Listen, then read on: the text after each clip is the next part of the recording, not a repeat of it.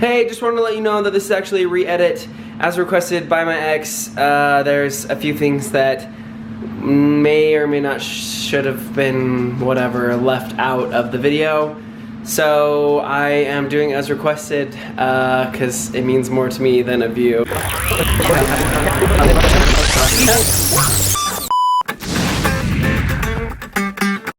Hey everyone, welcome to My Life Possible. My name's Connor Harrison. Thank you for joining me this week. This video is probably my most real video that I'm gonna make. It's something that has been on my mind for the last several weeks, and I've dealt with a lot of it on my own. I've leaned on a lot of friends, and now I'm gonna lean on you guys.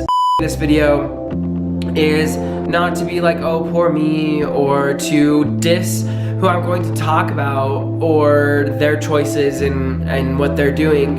It's really, I guess, selfish and letting me talk about something that has hurt me. I don't want to use the word hurt, actually. That has really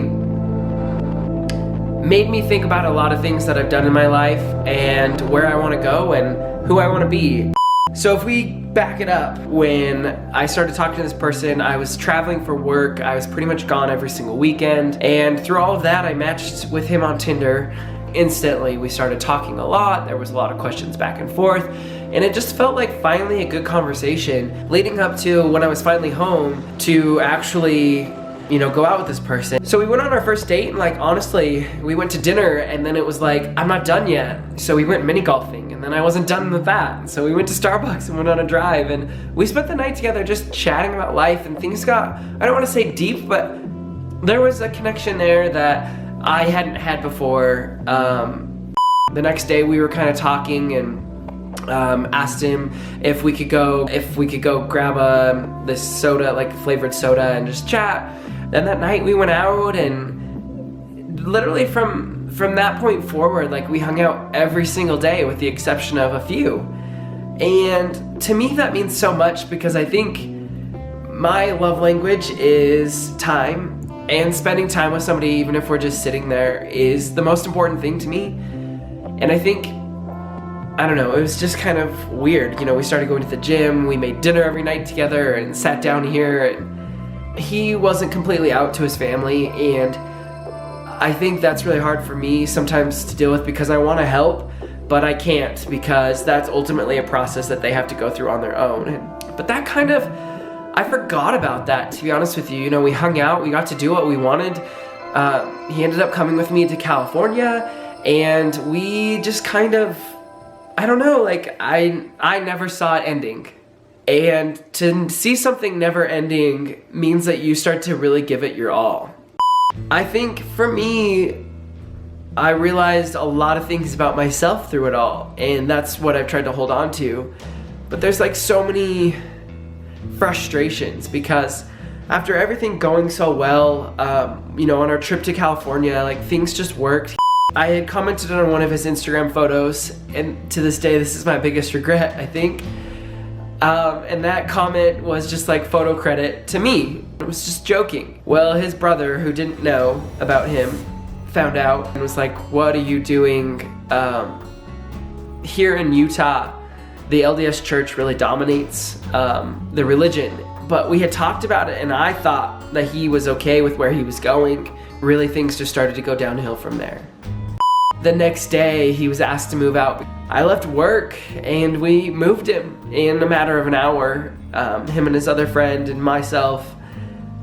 I knew at that moment that I had to commit. I decided to commit based on 3 words that had been told to me, and then inebriate, and you know what I'm trying to say.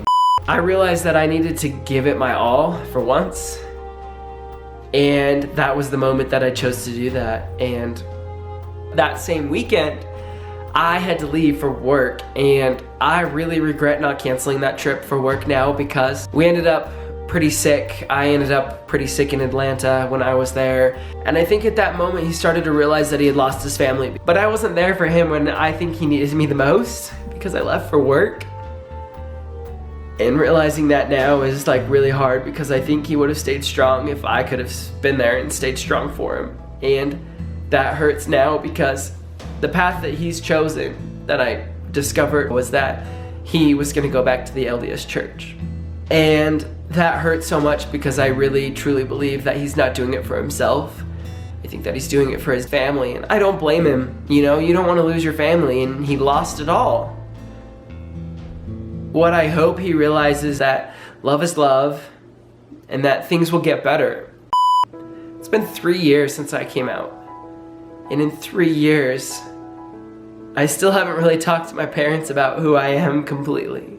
They know.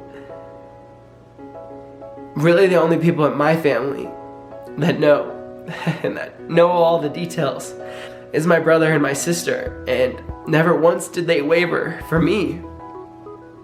They supported me from the moment I told them, and it's really hard to see somebody not be supported in the way that they need, and it really hurts me that I didn't do that for them, and that I left for work when I needed to be there. For me, what I'm doing right now in my life is leading to happiness, and I'm not happy right now. Through all of it, I felt like this is really what I needed to do. And it's sad because on the flip side, my ex is thinking that God is telling him that he needs to be with a woman. And for me, that's really hard. And I don't mean this video, if you're watching it, to hurt you. I want you to know that I truly, really think that this is the best thing for you to go through, to realize who you are on either side. I know gay is not a choice, and I think you realize that. I think what you don't realize yet is that you can choose happiness and still hold close to you so many things that you grew up knowing. I didn't get to say goodbye to you. Last time I saw you, I was angry. It had been 24 hours since I was losing a really good friend. I had a lot of questions, still have a lot of questions. But ultimately, you do get to choose the life you live and how you live it. I just hope that you choose to live it for yourself. Didn't expect this to go as a message to you, but it's really hard to go from hanging out with somebody all the time, telling them everything, to being there by yourself. And I know I'm not alone. That's why I'm here. I have no idea what I said in this video. Oh, I don't know. I just miss him a lot, and a lot was said that I shouldn't have said. And it wasn't that I was being mean, it was that I wasn't understanding. I went from thinking it was never gonna end to within 24 hours realizing that I had lost something that I think was the greatest thing that happened to me. But ultimately, everyone, stand for yourself, believe in yourself. It's your life, make it possible. It's the possibilities that are in your life that you have to continue to live. Live them for yourself, care for others, love each other, and ultimately find your true happiness. Even though I know you don't want to talk to me, I really am still here.